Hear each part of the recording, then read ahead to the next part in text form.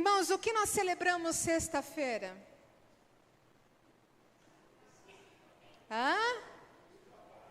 Dia do trabalho. E o que nós celebramos no mês de maio? Mês da família, isso mesmo. Deixa eu abrir aqui agora. Por isso, eu quero falar com vocês sobre essas duas coisas. Descanso, trabalho e família sob a soberania de Deus. Descanso, trabalho e família sobre a soberania de Deus. Será que tem jeito da gente conciliar tudo isso? Será que a gente consegue organizar tudo isso? Irmãos, hoje no Brasil nós vivemos num ritmo frenético. Acordamos cedo, muitos saem antes do sol nascer de casa e voltam quando o sol já se pôs. Dia frenético de trabalho, aquela loucura, aquela correria, longas jornadas de trabalho, quando não muitos ainda levam trabalho para casa para acabar de fazer porque não deu conta, as professoras que o digam, né? Leva tudo para casa para fazer em casa. E quando o dia termina, ainda nós temos o quê? Nós mulheres principalmente, a demanda de casa, a família, as preocupações com o futuro e tantas outras coisas. Irmãos, fala sério. Tem um dia que a gente se acha malabarista, não é? A gente tem sentimento de malabarista, porque a gente tem que manter tudo no ar. Trabalho, família, escola, casamento, filho, vida emocional, e vida espiritual, igreja, e tudo mais. A gente fica naquele malabarismo, tentando manter as bolinhas todas para cima, ali que nenhuma caia. Mas é muito difícil. É muito difícil. Porque a sensação que a gente fica é de exaustão. É de que, mais que a gente se esforce, nunca é suficiente. Só eu tenho esse sentimento? Sim ou não? Você também tem. Né? Aquela correria, e a gente chega no final de dia exausto, cansado. Ai, me intérprete. A gente está cansado, exausto. E aí, nós chegamos então a um mês significativo. 1º de maio, dia do trabalho. E o mês de maio, o mês da família. E eu fiquei pensando, Senhor, o que o Senhor teria para falar ao meu coração com relação a isso. 2 áreas cruciais da nossa vida, irmão. E eu tenho certeza que se sua vida profissional não está legal, a sua família não está legal. Se a sua família não está bem, o seu trabalho também não está bem. As duas coisas, quando não estão bem, é complicado a gente conseguir não levar uma coisa para outra, não é? Às vezes você está mal com algum problema que aconteceu na sua família, você chega no trabalho, alguém chega e pergunta, o que você tem? Ah, não, os probleminha que eu estou passando lá em casa. E às vezes você sai do trabalho, cabeça quente, chega em casa e ainda desconta todo mundo, bravo, irritado. A gente não consegue muitas vezes separar as coisas. Irmãos, como nós podemos encontrar então propósito, descanso e a verdadeira alegria em áreas tão exigentes, em áreas tão difíceis? Nós vamos ter a resposta num texto bíblico, o Salmo 127. Salmo 127, você pode abrir sua Bíblia. Salmo 127. Esse salmo nos oferece uma perspectiva, um GPS espiritual para a gente navegar por esses desafios. O desafio do trabalho, do descanso e da família. Ele convida cada um de nós, irmãos, a reavaliar o que realmente significa construir uma vida, uma família. E antes de eu ler o texto, eu quero compartilhar com você uma frase de Agostinho de Hipona. Agostinho de Hipona diz assim: fizeste-nos para ti, e inquieto está o nosso coração, enquanto não descansa em ti. Nós só temos descanso no Senhor. E a gente vai ver isso exatamente nesse salmo. porque esse salmo é um salmo de convite. Ele nos convida exatamente a isso, a encontrar descanso em Deus, em meio a uma correria que nós temos da nossa vida, em meio a trabalho, em meio à igreja, em meio à família, em meio a tantas correrias que nós temos no dia a dia. Vamos ler então o Salmo 127, a partir do versículo 1. Se o Senhor não edificar a casa, em vão trabalha os que a edificam. Se o Senhor não guarda a cidade, em vão vigia a sentinela. Será inútil levantar de madrugada, dormir tarde, comer o pão que conseguiram com tanto esforço. Aos seus amados, ele o dá enquanto dorme. Herança do Senhor são os filhos, o fruto do ventre, seu galardão. Como flechas na mão do guerreiro, assim são os filhos da sua mocidade. Feliz o homem que enche deles a sua aljava, não será envergonhado quando enfrentar os seus inimigos no tribunal. Eu quero pedir licença para ler esse mesmo texto para você na versão A Mensagem, que é uma Bíblia parafraseada. Preste atenção. Se o Eterno não construir a casa, a obra dos construtores não passará de frágeis cabanas. Se o Eterno não guardar a cidade, o vigia noturno não servirá para nada. É inútil levantar cedo e dormir tarde, trabalhar como um alucinado. Você não sabe que ele gosta de dar descanso a quem ama? Não vê que os filhos são os melhores presentes do Eterno e que o fruto do ventre é o seu generoso legado? Como flechas de um guerreiro são os filhos de uma juventude cheia de vigor. Seus inimigos não terão chance contra vocês. Serão varridos imediatamente da sua porta. Irmãos, a mensagem central do Salmo 127, ela é muito clara e ela é motivadora.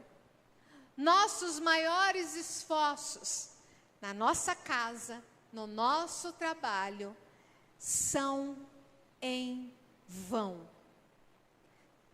São vazios, são exaustivos, se não forem edificados sobre a soberania e a bênção do Senhor. Não vale, são em vão.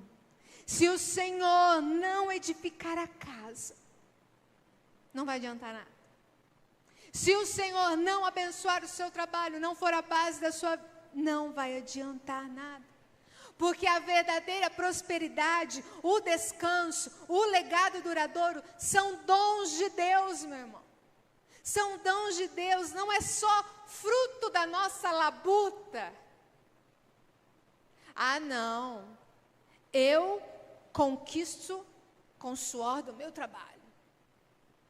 Irmão, se o Senhor te deixar, se você ficar doente, não vou falar nem que foi o Senhor, você ficou doente, você consegue trabalhar? Se falta saúde, você trabalha? Vou bem mais leve, se faltar paz, você consegue trabalhar direito? Irmão, se Deus não for a base da nossa vida, a gente não faz nada. A gente não consegue nada. E o Salmo 127 é um cântico de degraus. Cântico de degraus. O que era? Os judeus peregrinando, indo para Jerusalém, cantavam esse salmo. Eles cantavam enquanto iam para Jerusalém. Esse é um salmo atribuído a Salomão, um rei conhecido por suas grandes construções, por uma vida complexa em relação à família, né? Porque Salomão teve tudo, irmão. Quantas mulheres Salomão teve? 1000 mulheres. Você tem trabalho com uma? Imagina 1000. Ele tinha 1000 mulheres. E quando chega o final dos textos, né, provérbios, que Salomão, ele vai dizer, tudo foi, tudo vaidade. teve riqueza, teve mulheres, teve construções gigantescas, mas ele vai dizer, tudo foi vaidade. Olha o que Martinho Lutero nos fala também. Todos os que trabalham e todos os que governam suas casas, não confiem em seus próprios esforços, mas somente na graça de Deus. Não confie, irmão. Não confie que são seus esforços que fazem você receber as bênçãos do Senhor. Não, não são. É a graça de Deus. E eu quero então 2 pontos hoje simples, nós temos Santa Ceia, falar desses 2 pontos, o trabalho e a família. Primeiro, a soberania de Deus no trabalho, do em vão ao verdadeiro descanso. Fica com a sua Bíblia aberta que eu vou falar no texto. O salmista ele começa assim: se o Senhor não edificar a casa, em vão trabalham os que a edificam. A palavra vão aqui é chave no hebraico. Não significa que o seu trabalho é inútil. Não, irmão. Ele não é inútil em si, mas é que ele será vazio de propósito, vazio, exaustivo, se ele não estiver debaixo da soberania de Deus. Se Deus não for o fundamento, é em vão. É em vão nesse sentido, não em si, mas ele é em vão no sentido de que vai ser sem propósito duradouro, vai ser exaustivo, vai sem ser bênção divina, irmão. Pensa num construtor que edifica uma casa linda, maravilhosa, esplendorosa, mas ele faz essa casa em cima de uma areia movediça, ou em cima de uma fundação muito frágil. O que vai acontecer com essa casa maravilhosa? Vai desmoronar, vai afundar, ela não vai permanecer. Por mais que ele se esforce, por mais que a casa pareça perfeita, por fora, linda, maravilhosa, mas ela está condenada ao colapso. Uma família que não é sustentada, um trabalho que não é sustentado, como agora a gente está falando de trabalho, se o teu trabalho não é sustentado, a base não é o Senhor, meu irmão, desmorona. Desmorona. Irmão, você tem que ir para o teu trabalho, por mais difícil que ele seja, grato ao Senhor, porque você tem um trabalho, porque você pode trabalhar enquanto muitos estão desempregados, pedindo a Deus um trabalho. Mas você sai de casa já murmurando, praquejando, falando mal do seu trabalho. Como você quer ser abençoado, irmão? Ai, mais um dia. Amanhã é segunda-feira. É o dia que você acorda, oh, glória a Deus, hoje é segunda-feira, tenho trabalho, tenho saúde, tenho família. Ou você já acorda, esse segunda é bravo. Segunda-feira é bravo. Você já está profetizando que o negócio, hoje o bicho pega, misericórdia, irmão. Deixa o bicho longe de você. Profetiza isso não. Essa semana vai ser difícil. A nossa boca tem poder, meu irmão. Essa semana vai ser uma semana de bênção. Eu profetizo na sua vida uma semana de vitória, uma semana de bênção, uma semana de conquista, uma semana de bênção sobre bênção na tua vida. É isso que nós temos que fazer. E viver debaixo da soberania de Deus. Porque senão vai ser tudo em vão, meu irmão. Você vai acordar antes do sol nascer e dormir tarde, e vai ser tudo em vão. Porque você não está dando valor àquilo que o Senhor tem te dado. O versículo 2 diz assim: será inútil, levantar de madrugada, dormir tarde, comer o pão que conseguiram com tanto esforço. Na versão da mensagem que eu li, é inútil levantar cedo e dormir à tarde e trabalhar como alucinado. É em vão, é inútil, irmão. Se o Senhor não for a base do seu trabalho, é inútil. Ah, pastora, mas meu patrão arranca o meu couro. Ah, meu patrão exige. Irmão, dá graças a Deus você tem um trabalho. Ora pelo teu patrão para Deus amansar ele. Mas para de reclamar do teu trabalho. Ao contrário, abençoe o seu trabalho. Abençoe as mãos daquele que está te dando um emprego. E também, quanto mais ele será abençoado, mais você vai ser abençoado. Da mesma forma, irmãos, nós podemos ser os mais dedicados profissionais, os empresários mais astutos, os trabalhadores mais incansáveis. Mas se Deus não for o edificador principal da nossa casa, aqui eu vou usar casa como carreira, projeto e vida. Se Ele não for edificador, os nossos esforços se tornam pão de dores. Por isso que você fica lamentando o tempo todo. Por isso que você fica reclamando o tempo todo. Por isso que ele se torna um alimento amargo. Por isso que ele se torna um alimento de frustração, de ansiedade, de exaustão. Porque você já vai para o trabalho murmurando, reclamando e maldizendo, irmão. Quando nós vivemos também sobre a crença de que, eu preciso trabalhar mais, eu preciso me esforçar mais, eu preciso me sacrificar mais para ter segurança, para ter conhecimento, para ser feliz. Não, irmão. Você trabalhar também demais, se matar no trabalho, se esforçar também não é isso que o Salmo está dizendo.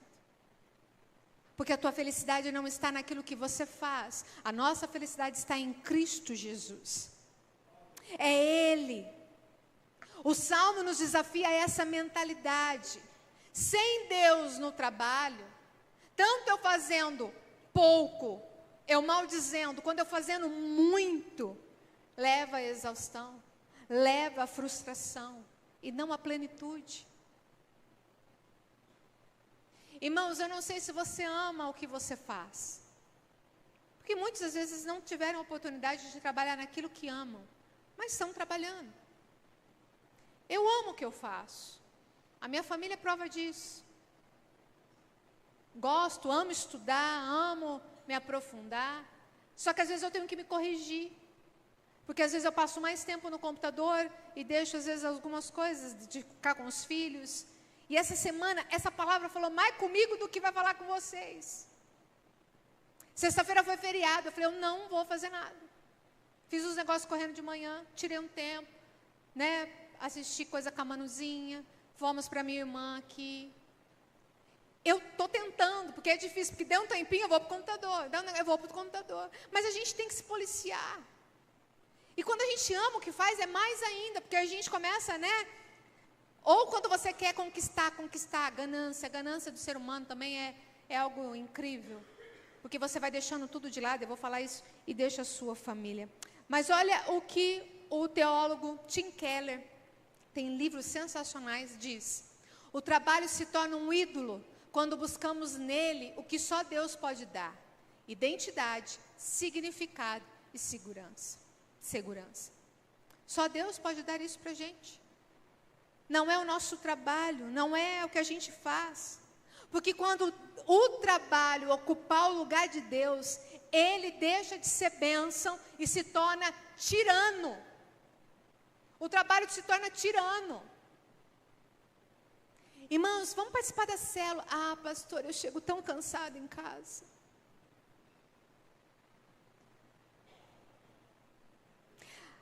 Irmãos, vamos vir para a escola bíblica dominical. Pastora, domingo é o único dia que eu tenho para dormir. Seu trabalho vai se tornar um tirano. Hoje nós estamos falando na escola bíblica dominical. Às vezes você ora pedindo prosperidade. Deus me abençoa, me abençoa, me abençoa com bens. Não é errado você orar por prosperidade. Sem ganância, é claro. Mas às vezes Deus olha para você e lá fala, eu? Dar prosperidade para você? Aí que você não vai na igreja mesmo. Vai ficar na praia. Vai fazer... Não é verdade, irmão? Deixe Deus ser a base do seu trabalho. Deixe a soberania de Deus dirigir o seu trabalho. Mas o salmista, ele não para na condenação do trabalho inútil. Ele nos oferece uma imagem de esperança. Diz assim, Aos seus amados Ele dá enquanto dormem. Na outra versão que eu li para vocês, vocês não sabem que Ele gosta de dar descanso a quem ama? Irmão, aqui não é convite para preguiça.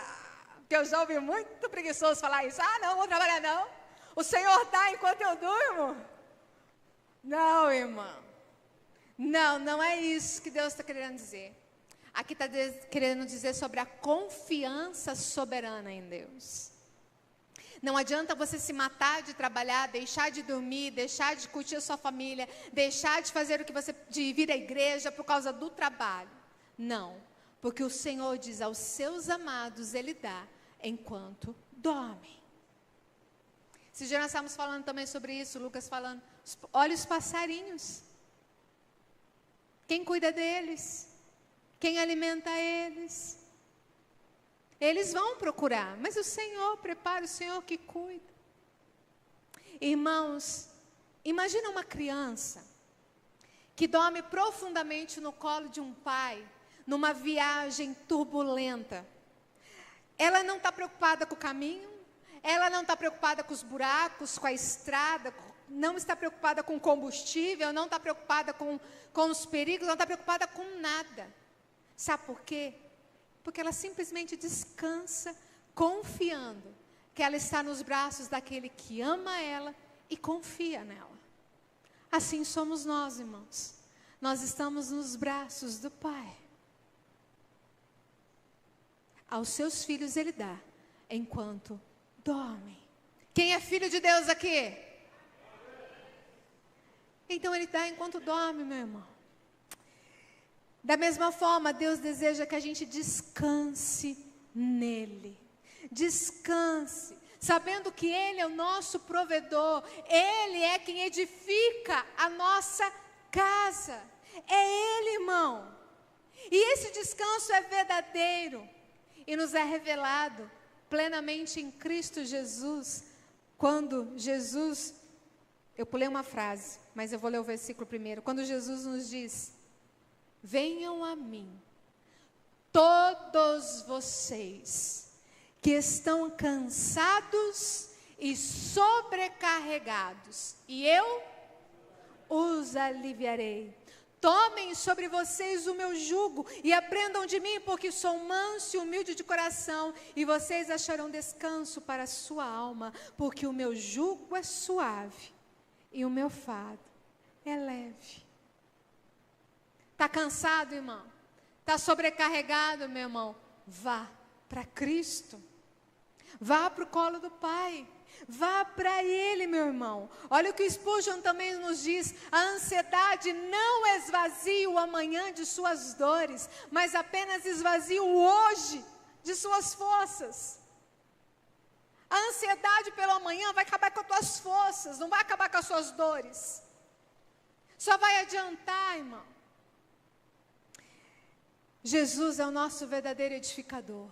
Jesus é o fundamento sólido, o qual nós podemos construir a nossa vida, o nosso trabalho, sem ansiedade. Sem ansiedade. E Ele vai dizer isso: buscai, pois, em primeiro lugar essas coisas, e todas as outras coisas, e estas coisas Ele vai dizer. E o que Ele falou antes? O que comer, o que vestir. Aí Ele diz: essas coisas serão acrescentadas, mas busquem primeiro o reino de Deus. É isso que nós precisamos. Ele nos chama, irmãos, a trabalhar com Ele, não para Ele, com a nossa própria força, com a nossa própria força. Ele nos chama para trabalhar com Ele e não para Ele com as nossas próprias forças. É uma parceria, meu irmão. É uma parceria. Tem aquele hino antigo: se as águas do mar da vida quiserem te afogar, o que você faz?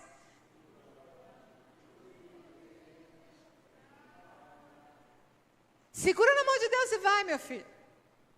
Porque as lutas vêm, as tormentas vêm, o trabalho é cansativo, sim, mas Ele é quem nos sustenta, aleluia. Mas o segundo ponto, a soberania de Deus na família. Herança e propósito. Da edificação da casa, né, do sentido mais amplo, que é o nosso trabalho, a gente passa para a edificação da família, especialmente os filhos. O salmista declara aí, herança são os filhos, os frutos do ventre, seu galardão. Irmãos, o mês da família nos lembra o valor inestimável que nós temos, que é a nossa família. O seu maior ministério é a sua família. O seu maior projeto é a sua família. A sua maior conquista é a sua família. É isso, irmão. Mas muitas vezes nós vemos os nossos filhos como um projeto nosso. Um reflexo da nossa imagem. E muitos veem os filhos como um fardo. Muitos veem os filhos. Não aguento esses meninos, não. Muitos são assim. E o Salmo 127 nos corrige, irmão. Ele diz assim: os filhos são herança do Senhor. São presente. Esse verbo no hebraico é presente. São um presente do Senhor, um presente de Deus. Nakahal. Presente de Deus. Eles não são a nossa propriedade, eles são propriedades de Deus. Eu crio filho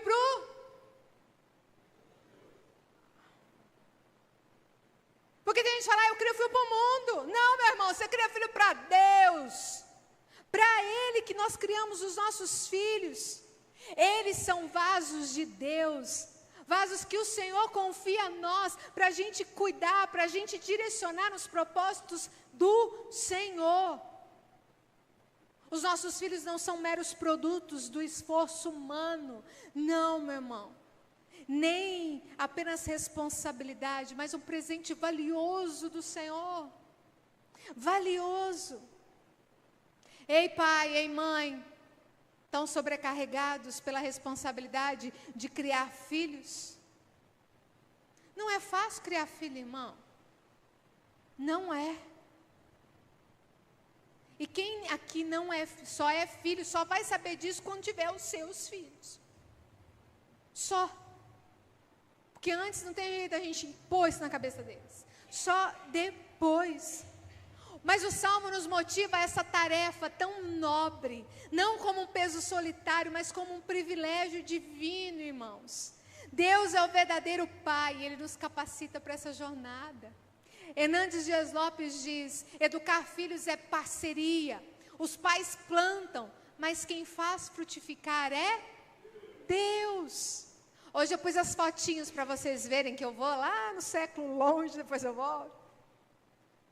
Irmãos, é uma parceria nossa com Deus, e isso tira o peso da onipotência que a gente não tem, e Ele tem. E coloca a gente no lugar certo. Nós somos cooperadores de Deus, até na criação dos nossos filhos. Nós não somos salvadores dos nossos filhos. Então, mamãe, então, papai, para você que às vezes o seu filho está desviado, está longe dos caminhos do Senhor, para talvez de se cobrar tanto. O que eu fiz para merecer isso? Qual é a minha culpa? Irmão, se você fez um bom trabalho, se você ensinou nos caminhos do Senhor, se você ensinou nos princípios, é uma parceria, irmão. E talvez agora a parceria que você tem é só dobrar o joelho e orar por eles e deixar que Deus faça o resto. Que Deus alcance o coração. Irmãos, eu oro todos os dias pelos meus filhos, eu e o Lucas pela manhã, em casa sem oração não tem café. E a gente vai orar, a gente fala, Senhor, se revele aos nossos filhos. Eu quero que Jesus se revele a eles. Não só eu estar aqui falando. Porque, irmão, eles precisam ter um encontro com Deus. E não é nós que vamos fazer isso. É o Senhor quem vai fazer isso. E aí ele usa uma imagem poderosa. Como flechas na mão do guerreiro, assim são os filhos da sua mocidade. Uma flecha tem um objetivo, certo? Atingir um alvo. Ela tem um objetivo, ser lançada e atingir um alvo. Porque também ela só vai atingir um alvo se você lançar, atirar. Senão não vai. Você precisa fazer isso. Essa é a nossa responsabilidade. Só que um guerreiro, ele tem que ter cuidado. Ele tem que aparar as pontas. Ele tem que ter todo um manejo para que ela chegue no alvo. Tem que ter a força correta. Tudo isso. Nós, pais, somos os guerreiros, irmãos. Nós somos no sentido que direciona, que protege. E os nossos filhos, como aqui diz, são as flechas. Eles são as flechas. E o nosso papel não é só alimentar, dar o que comer, o que vestir, formar os nossos filhos. Não, meu irmão. O nosso papel é moldá-los, é treiná-los e, acima de tudo, apontá-los para o alvo que é Cristo, irmão. O seu alvo não é formar um filho doutor. O seu alvo não é formar um filho engenheiro, arquiteto, que seja. Não. O seu alvo não é que os seus filhos sejam felizes. Não. O seu alvo é que ele seja de Cristo. Porque todas as coisas serão acrescentadas na vida dele. Todas as coisas, irmãos. Irmãos, nós estamos preparando os nossos filhos para serem instrumentos na mão do grande arqueiro, o próprio Senhor. O Senhor quem vai atirar eles para o propósito da vida deles. Para o propósito. Mas para que cumpra o propósito na vida deles, nós precisamos lançá-los para Deus. E Deus vai lançá-los para o propósito. Agora eu queria fazer 3 perguntas para você. Você está investindo na formação espiritual dos seus filhos? Está ensinando eles a amar e a temer ao Senhor? Ou a sua aljava está cheia de flechas sem direção, sem propósito divino? Ah, pastora, meu filho já é adulto, já é casado. Eu já fiz, você já lançou na mão do Senhor? Agora o Senhor vai lançar ele no propósito. Se não, meu irmão, ore e clame ao Senhor para que ele tome a rédea dessa flecha. Pegue essa flecha, a rédea não, né? Pegue essa flecha e direcione ele. E o salmista conclui: feliz o homem que enche deles a sua aljava, não será envergonhado quando enfrentar os seus inimigos no tribunal. Uma família edificada no Senhor, com filhos que conhecem a Deus, é uma fonte de força e uma fonte de testemunho. É uma fonte, irmão. É um legado que transcende o tempo e as dificuldades. Só que, infelizmente, quando a gente olha para trás, a gente vai ver que os nossos tataravós foram mais crentes e fiéis do que os nossos bisavós. Os nossos bisavós foram mais crentes e fiéis do que os nossos avós. Os nossos avós foram mais crentes do que os nossos pais. E os nossos pais, a maioria aqui, foram mais crentes do que você é hoje. E os seus filhos? E os seus netos? Legado, irmão. Isso é a dificuldade do legado. Em Cristo, a nossa família não é apenas a que a gente nasce também. Em Cristo, nós também somos uma família. A família da fé. Aqui nós somos uma família. Primogênito de muitos e unigênito. Era o único, lembra? Quando o Senhor manda. Primogênito, porque ele tem.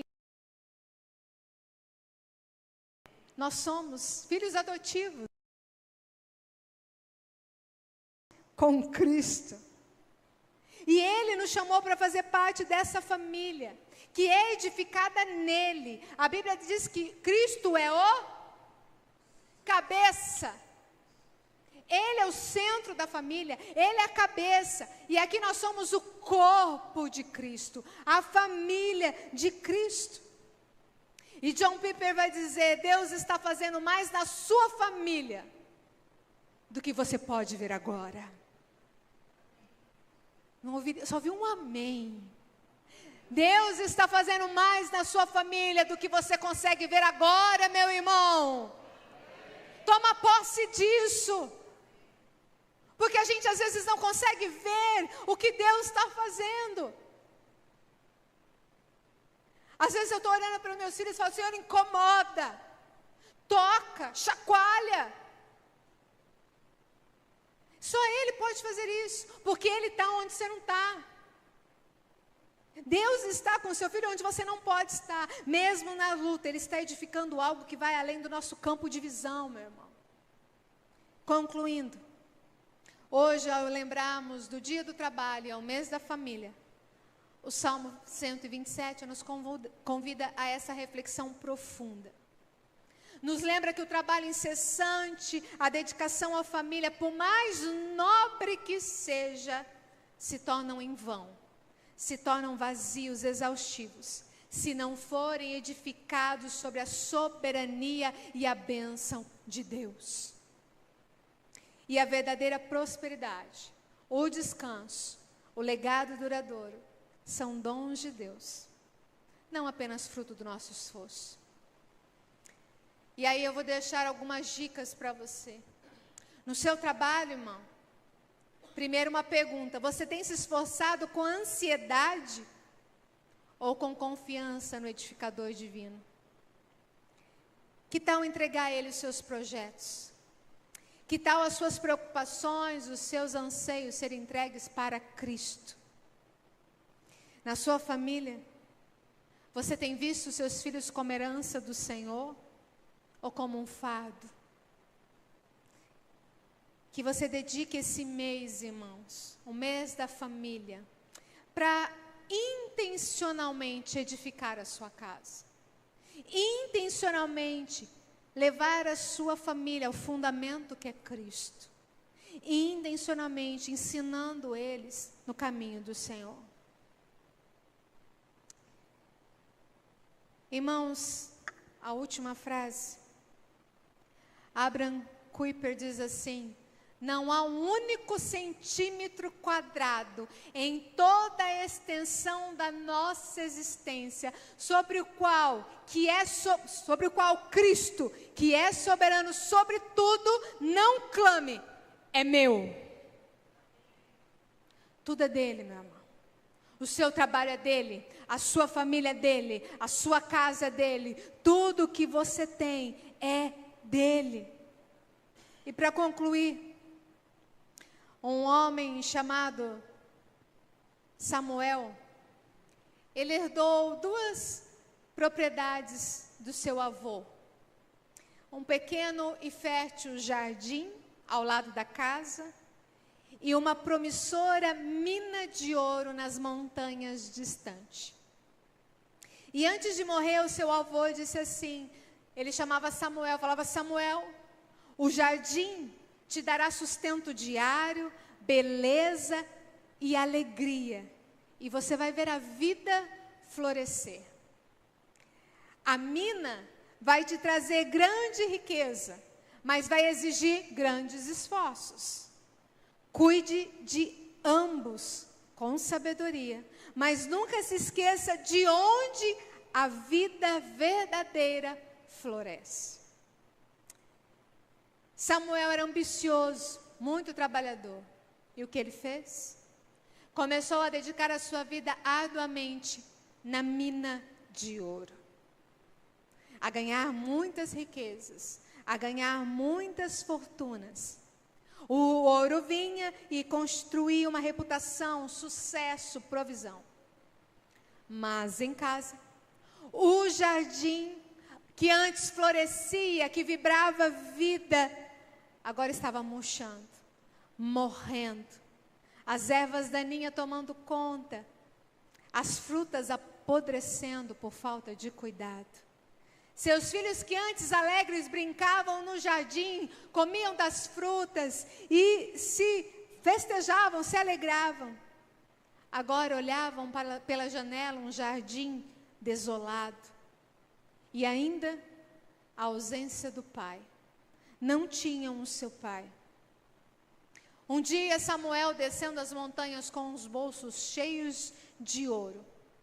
Quando chega em casa, ele vê aquela cena triste e entende que o ouro comprava quase tudo, menos os brilhos nos olhos dos seus filhos, nem o frescor de um jardim que agora era um deserto. Ele percebeu que ele tinha investido a sua vida em algo que, embora valioso, não e nunca iria substituir a vida que ele perdeu dentro da sua própria casa, a alegria dos seus filhos e de sua esposa. Amados irmãos e irmãs, o jardim é a nossa família, é a nossa casa, um presente valioso de Deus, mas que demanda cuidado constante, demanda uma poda amorosa e, acima de tudo, a nossa presença.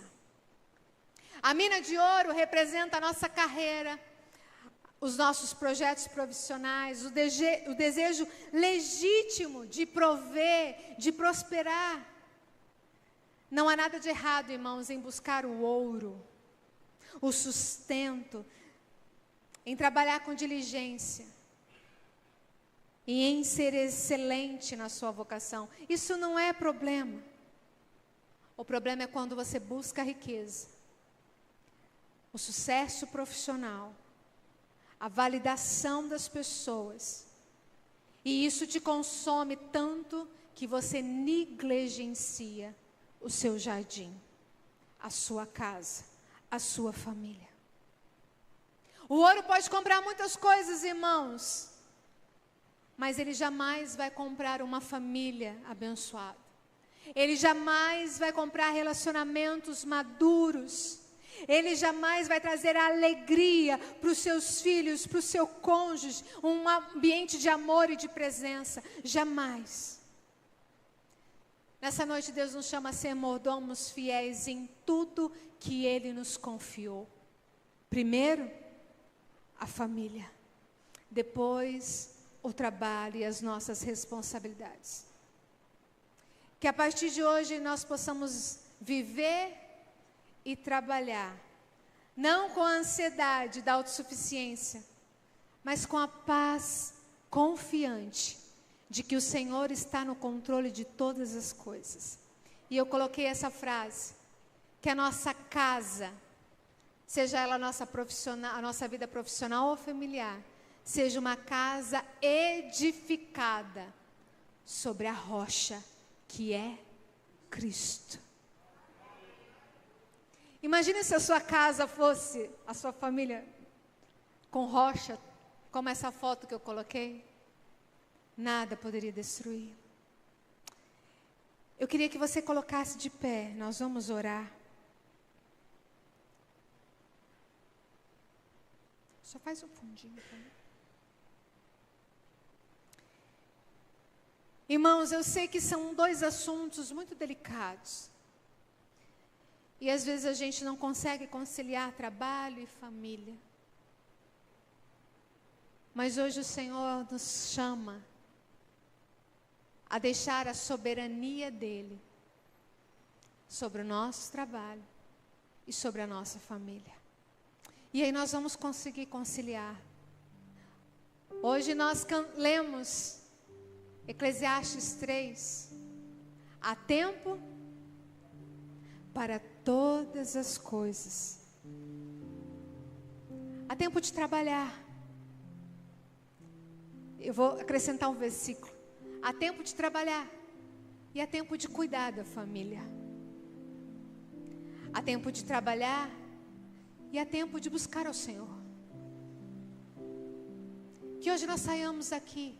Eu não quero derramar culpa sobre você. Não quero que você saia com um peso de culpa.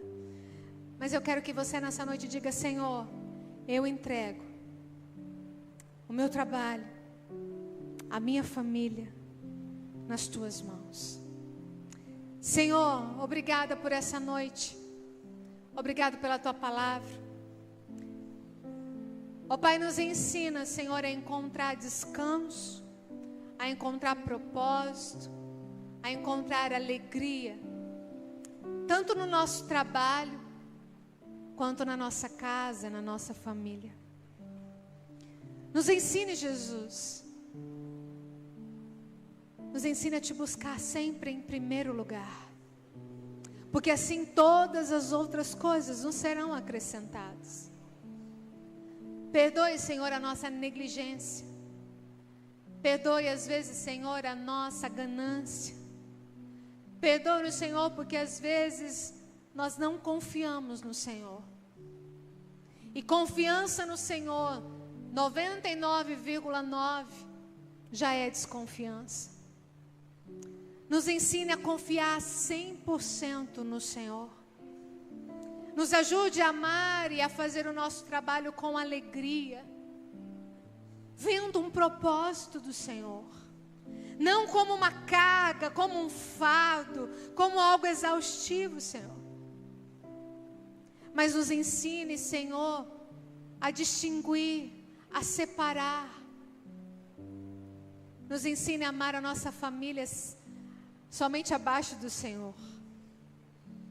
Que ela seja de fato o nosso maior ministério, o nosso maior projeto.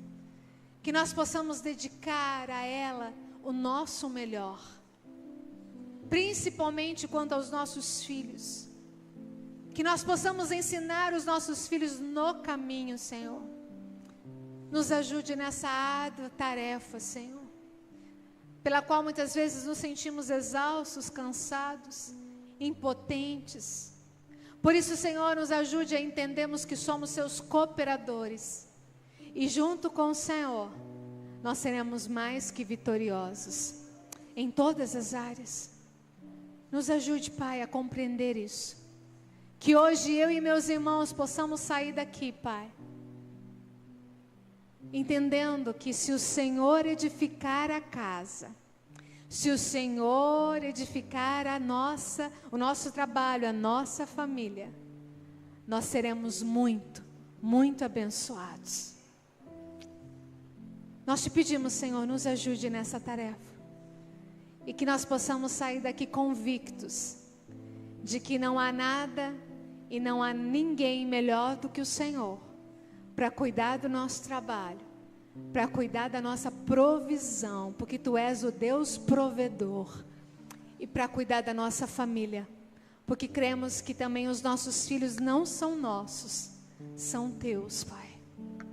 Obrigado, Pai, nos ajude, no nome de Jesus. Amém.